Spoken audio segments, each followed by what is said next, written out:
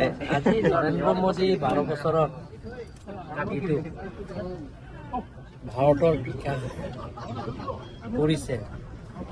এই গোটেইখিনি আমি আলোচনা কৰিছোঁ আৰু বিশেষকৈ কাৰ্বি আংলঙত 12 বছৰৰ শাসনকালত কাৰ্বি আংলঙৰ কাৰণে কি উপহাৰ দিয়া হৈছে নৰেন্দ্ৰ মোদী ডাঙৰীয়া সেই গোটেইখিনি মই ক'লোঁ ইয়াত তেখেতৰ দিনতে ইয়াৰ ISBT মই প্ৰথম লগ কৰিছোঁ দিল্লী তেখেতে নীতি আয়োগ জৰিয়তে যেতিয়া মই কংগ্ৰেছত CEM আছিলোঁ কাৰ্বি আংলং অট'নমাছ কাউন্সিলত তেখেতে 15 মিনিট সময় দিছিল কিন্তু 5 মিনিটছৰ পিছত টাইম দিয়া হৈছে আৰু কাৰ্বি আংলঙত অলৰাউণ্ড ডেভেলপমেণ্টৰ তুৰন্ত চাৰ্কত তেখেতে 94 crores 11 lakhৰ চেংচন কৰা হৈছে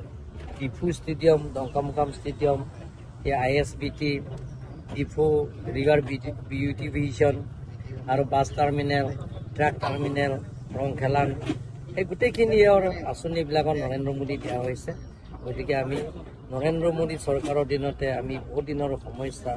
এই সমস্যা সমাধান কৰিব পাৰিম বুলি অট'নমাছ ষ্টেটৰ কথা এই গোটেইখিনি ফ'ৰলেন কথা কৈ আছিলে ফ'ৰলেন যিটো দুবকাটো আমাৰ ডিমাপুৰ ৰাস্তা সেই ফ'ৰলেনটো নৰেন্দ্ৰ মোদীয়ে আমাক উপহাৰ দিয়া হৈছে